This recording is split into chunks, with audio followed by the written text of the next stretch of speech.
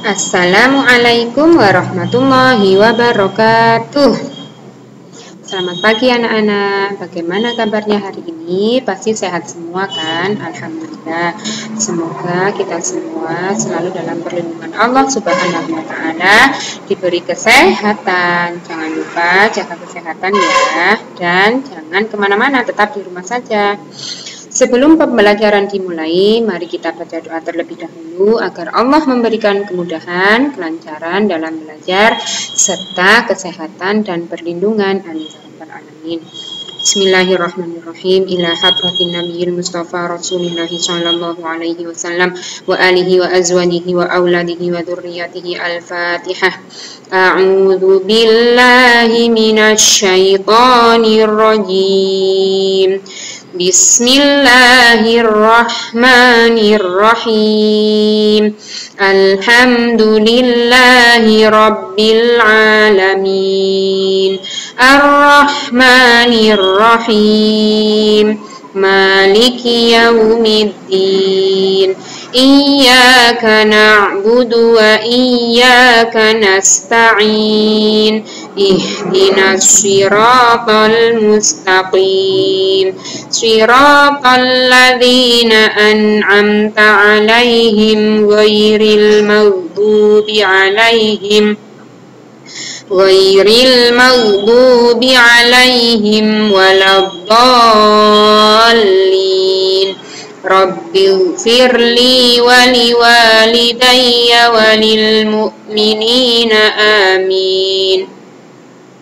Rabbi shrah li sadri wa yassir li amri wahlul 'uqdatam min lisani yafqahu qawli. Raditu billahi rabba wa bil islami dina wa bi muhammadin nabiyyan wa rasula.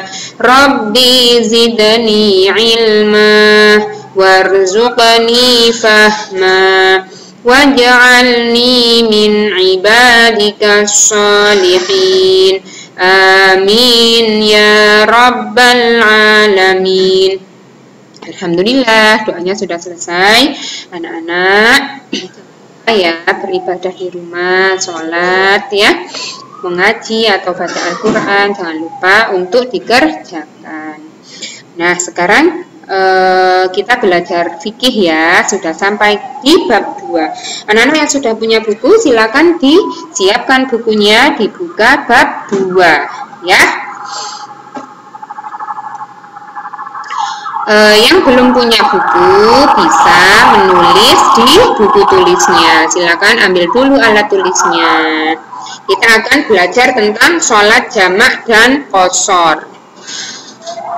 Nanti yang dibahas adalah sholat jamak, sholat qashar, dan tata cara sholat jamak dan qashar.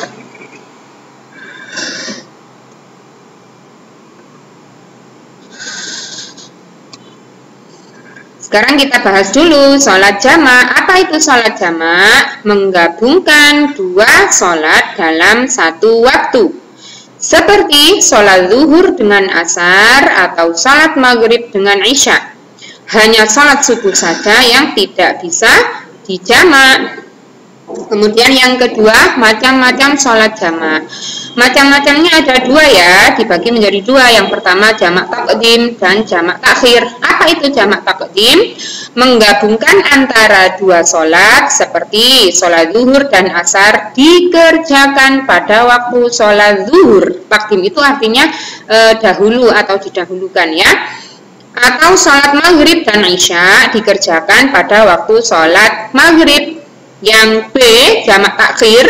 Takhir itu adalah di akhir atau mengakhirkan. Menggabungkan antara dua sholat seperti sholat zuhur dan asar dikerjakan pada waktu sholat asar. Atau sholat maghrib dan isya dikerjakan pada waktu sholat isya. Yang ketiga, sebab-sebab yang membolehkan sholat jamak. Apa saja? Yang pertama, safar. Safar adalah orang yang sedang melakukan perjalanan jauh. Jadi harus ada jarak atau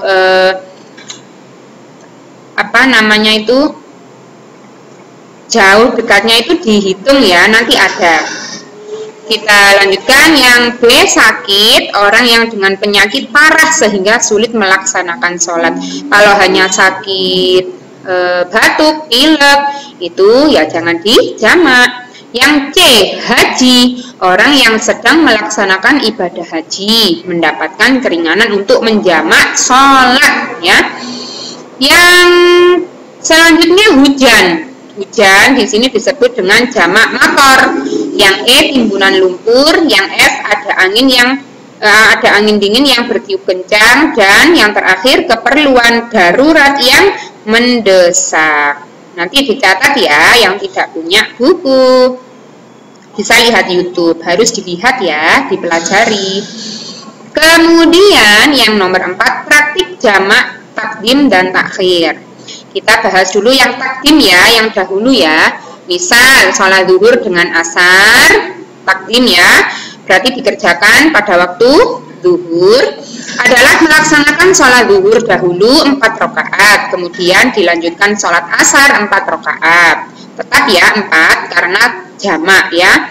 Dan dilaksanakan pada waktu sholat zuhur. Tata caranya adalah sebagai berikut. Yang pertama, berniat sholat zuhur dengan jamak takdim. Kemudian takbiratul ihram, Allahu Akbar itu ya. Kemudian yang C, sholat zuhur 4 rakaat seperti biasa, dilanjutkan sampai salam. Kemudian berdiri lagi dan berniat sholat yang kedua, yaitu sholat asar dengan niat sholat asar jamak takdim. Jadi lanjut ya, langsung sholat asar. Nah, dilaksanakan di waktu zuhur. Kemudian takbiratul ihram. Kemudian sholat asar 4 rakaat seperti biasa sampai terakhir, kemudian salam. Nah, sekarang Bu Guru akan menjelaskan tentang yang takhir. Contoh ya, sholat maghrib dengan isya, berarti yang diakhirkan yang ini ya, adalah melaksanakan sholat maghrib dahulu 3 rakaat. Kemudian dilanjutkan sholat isya 4 rakaat dan dilaksanakan pada waktu sholat isya, karena takhir berarti diambil yang akhir ya, yang isya. Tata caranya adalah berniat sholat maghrib dengan jamak takhir 3 ya. Kemudian takbiratul ihram, sholat maghrib 3 rakaat seperti biasa, salam. Kemudian berdiri lagi dan berniat sholat yang kedua, yaitu sholat isya. Kemudian takbiratul ihram, sholat isya 4 rakaat seperti biasa sampai selesai, kemudian salam. Yang A tadi sudah, sekarang kita lanjut yang B, sholat qashar. Apa itu ya sholat qashar? Sholat qashar adalah meringkas atau mengurangi jumlah rakaat sholat yang bersangkutan. Yang dapat diqashar adalah hanya sholat yang 4 rakaat saja. Apa itu? Zuhur, asar, dan isya. Yang awalnya jumlahnya 4 diringkas menjadi 2 rakaat saja. Syarat sholat qashar.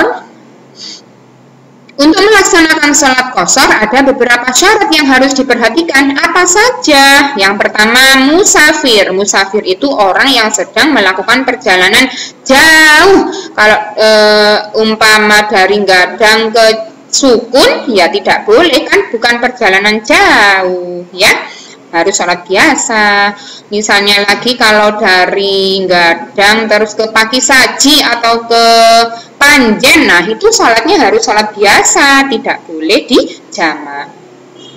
Kemudian yang B, sholat yang dikerjakan adalah sholat yang dilakukan pada waktu itu. Kalau duhur ya duhur, kalau asar ya asar, dan seterusnya.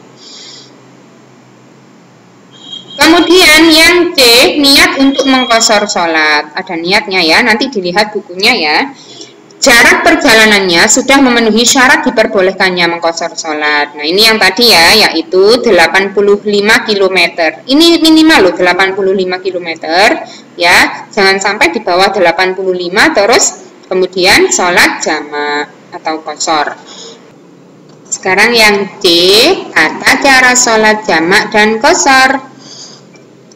Yang pertama, sholat zuhur qashar dan sholat asar qashar. Sholat dilaksanakan di waktu masing-masing, yaitu jumlah rakaat sholat zuhur dan asar diringkas menjadi 2 rakaat salam, 2 rakaat salam. Jadi sholat zuhur qashar dilaksanakan pada waktu sholat zuhur dan sholat asar qashar dilaksanakan pada waktu sholat asar dengan jumlah rakaat hanya 2. Jadi sholat zuhur 2 rakaat, sholat asar 2 rakaat. Karena qashar itu adalah meringkas yang awalnya dari 4 rakaat menjadi 2 rakaat. Nomor 2, sholat zuhur jamak takdim qashar dengan sholat asar. Sholat dilaksanakan di waktu sholat zuhur karena takdim harus di awal. Takdim itu awal ya, karena takdim harus dikerjakan di sholat zuhurnya. Setelah sholat zuhur dilanjutkan dengan sholat asar. Jadi langsung ya, sholat zuhur dan asar dikerjakan pada waktu sholat zuhur. Nah, jumlah rakaat sholat zuhur dan asar diringkas menjadi 2 rakaat salam, 2 rakaat salam. Nomor 3, sholat zuhur jamak takhir beserta qashar dengan sholat asar. Sholat dilaksanakan di waktu sholat asar karena takhir berarti di asarnya, di akhirnya.